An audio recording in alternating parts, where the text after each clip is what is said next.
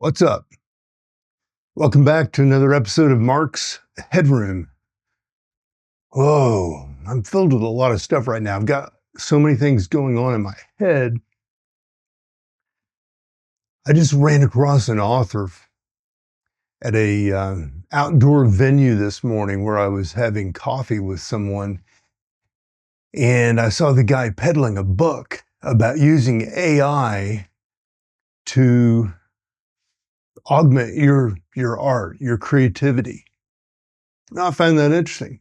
It looked like he was selling. He seemed like a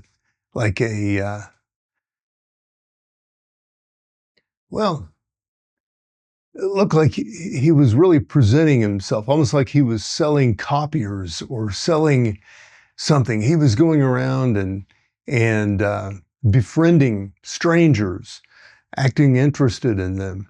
And I couldn't help but observe and from my experience in watching people work from an authentic level of care and competence and understanding of what they're delivering. This was the vibe of grift and manipulation. He had on a Harvard T-shirt even, and seemed to be presenting an aura of intellectualism and expertise. Well, I mean, maybe deep down inside, I resented all of that because that's me. But nonetheless, here I am. I'm talking about it. So this was and I'm filled with so much sarcasm right now, and I feel like I got my pockets got picked by what is it that they call him now? The Secretary of War, that Hegseth guy. He's like stealing my comedy. It's like, I like to work from movies and to communicate with people because a lot of times, if you use something personal, people get biased and offended. But if you can talk about something that everyone is sat in as an observer and observed in kind of as a common audience member, then there's more of a collective perspective or narrative that you can speak to or speak from to connect with someone to make a point. That's a great way. I mean, that's what preachers use the Bible for that. They'll connect to a story and try to reconnect that to your life and then try to, make some point. And so anyway, I thought that was brilliant that in a very strange way, about how the media is being used in films and all of our collective history that we now have on these, on the internet, and it's all part of a collective media pile. In fact, even some research that I did this week for my FutureWise oil and gas reports reached into that. They're using AI now to process massive amounts of seismic data that's been gathered around the world. And, as everyone's on the hunt for oil that's in your backyard, so you don't have to go through the Strait of Hormuz, it'd be great if you could just turn over here and pull some up and use it. Well, the administration's tapped into that idea, and there's a whole movement kind of going on behind the scenes of all these people that have been in the industry that I've worked in for a long time that are mining all of that old information, trying to use these AI algorithms to connect all the dots and point you toward that black gold. So I found that kind of fascinating. It kind of irritates me that it's taken so long for us to get smart about some of that stuff, and it's kind of eerie seeing oil being just openly now weaponized, and the control of it being weaponized to I don't know. Someone commented didn't like my word choice in one of my videos this week about manipulating the market. Well, I mean, most anything any business does or any nation or country does is to sell from their brand's perspective, and whether you interpret that as manipulation or honesty or truth, that's up to you. But there's a lot of packed into that word manipulate. But the stories we tell and the stories that countries, politicians, administrations, states, any group tell, tribe even, tell about their, what's going on, it's hard not to taint that with some level of bias or prejudice or to be naive enough to believe that you're speaking from an absolute truth, and any of the games that we're playing here would be, um, well, you'd just be missing a lot. But eventually you'd probably figure it out or die. So this week I had some inquiries about one of the books that I wrote some time ago. Actually, I wrote it as a screenplay called Meat Suit, and then I adapted it to a novel recently, and I had some inquiries about that this week. And it really took me back to re-experience some of the things I was going through when I wrote that book. And, I'm not a stranger to walking down my own dark alleys and revisiting some interesting times in my past. But it really was nice to be rekindled or have this kind of brought to my attention about how we are presenting ourselves and how we live in these bubbles. I found myself really wanting, but didn't go deep into this week, wanting to address materialism. I mean, that's just one of my fundamentals is as someone that's kind of a practicing monk in the middle of an upscale urban, environment or neighborhood, state, full of aspiring and proud and privileged people, and trying to find a way to live a dignified life in that midst, which many of us are. I don't think, we come into this world wanting to just eat, breadcrumbs and, whatever, manna falls from the sky. But nonetheless, my plight seems to be more toward exploring what's necessary and what's excessive. And, so at the end of my fasting period, I find myself in this state of disconnect from many of the routines and the games and the necessities.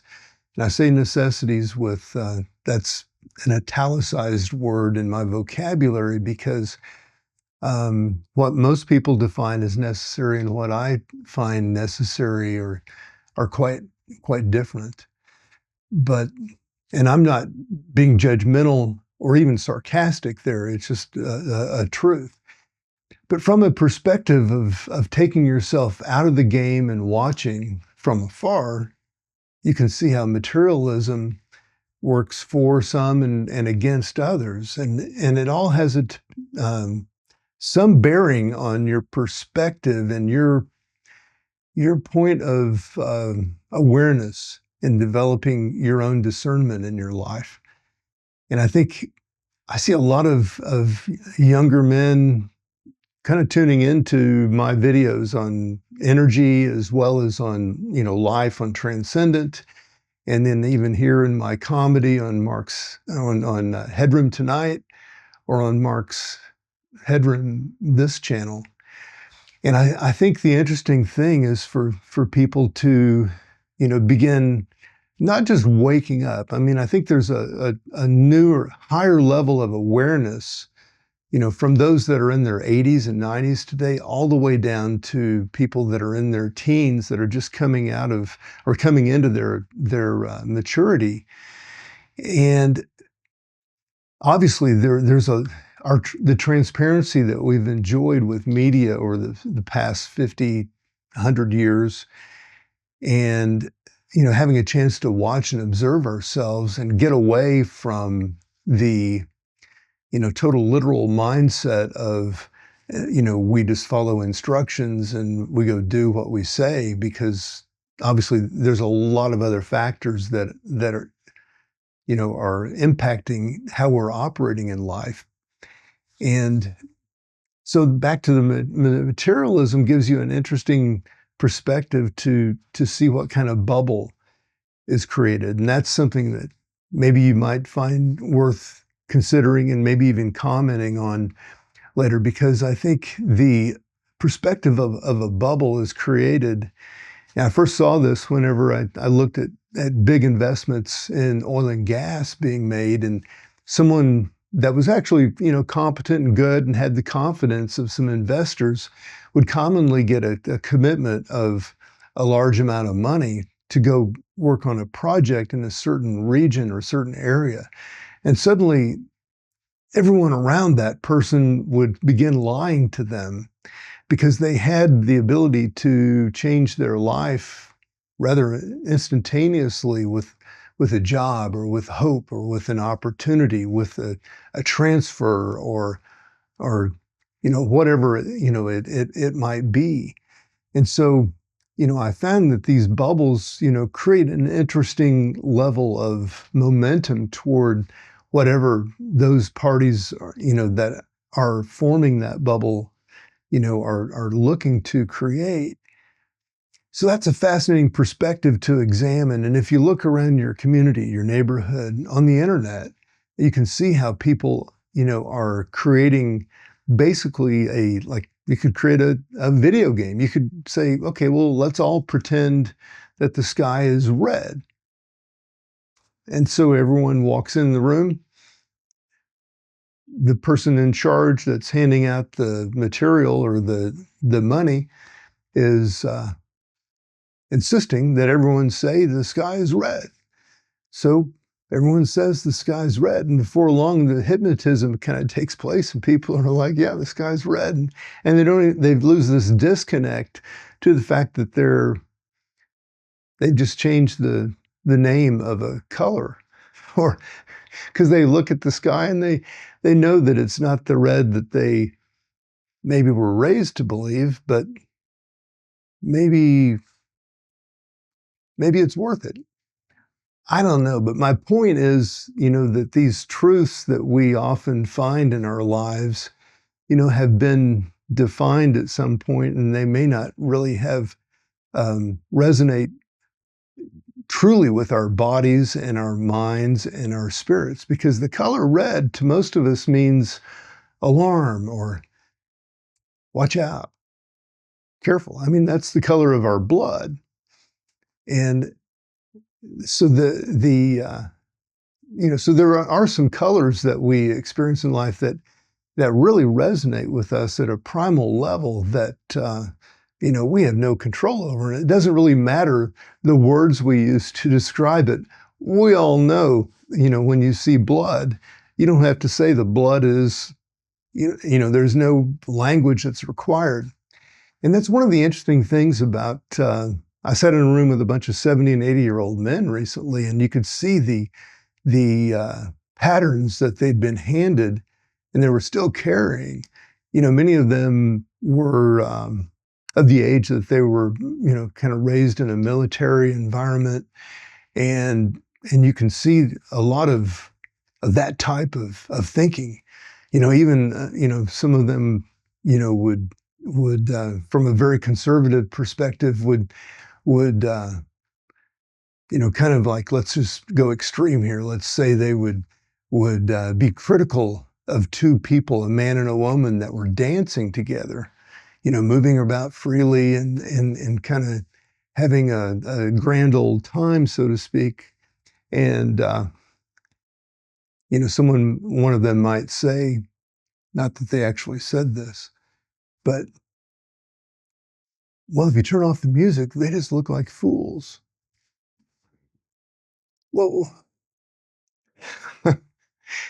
that says a lot. That analysis of that scene that they described really, kind of divorces the whole context, that was happening between those two people. And also, the sad thing is that a lot of people have become so dulled or tuned in just to the literal words of books and rules and, living by the word, so to speak, that they've lost touch with their own common sense.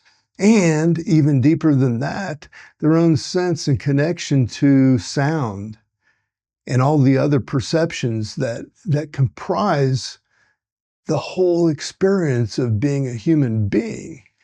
And, this fear over AI is, kind of is something I think all of us are examining.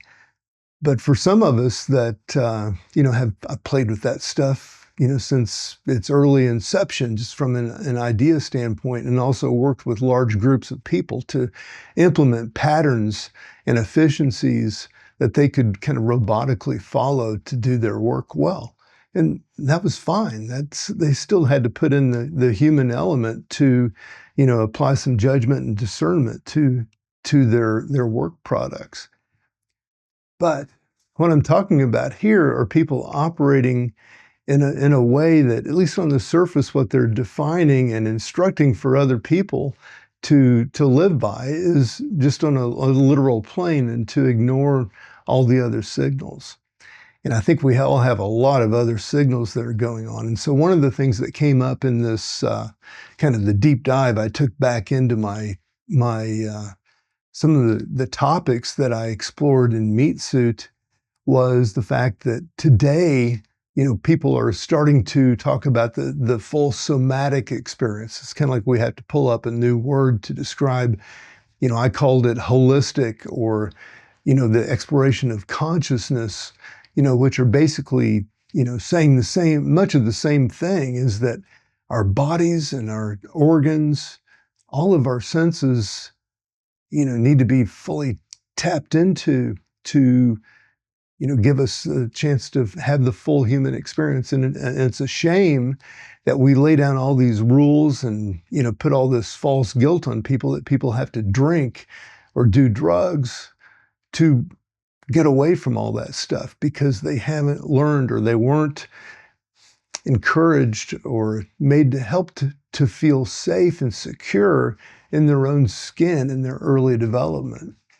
So I'm not going to go into analysis of addiction or some of these things right now, but those are just maybe talking points that might spur someone to look deeper to understand what's really going on around us and behind the scenes. Because these young people that are now in their teens and maybe even in their early 20s have some interesting ideas about language and the names that we use for each other.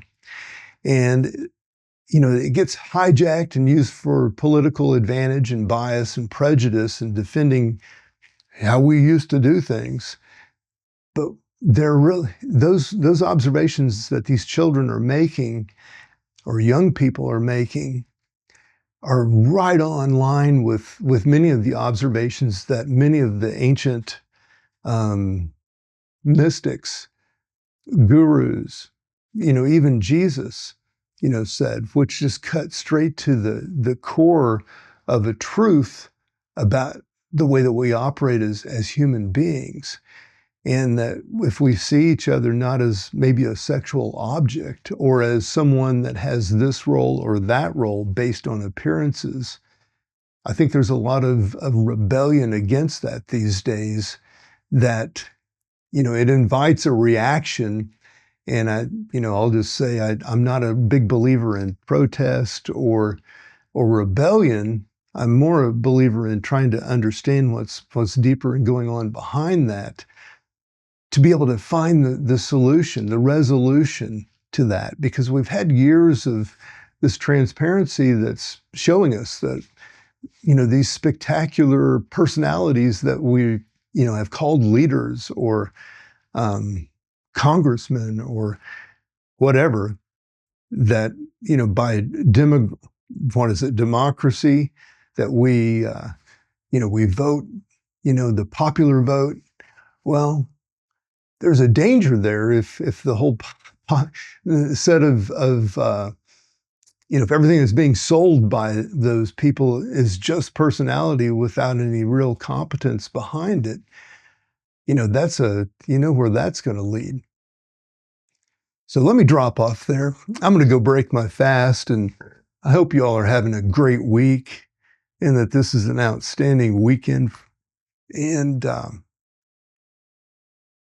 you find some special moments in your life this next week. Mark Sedram signing off. Take care.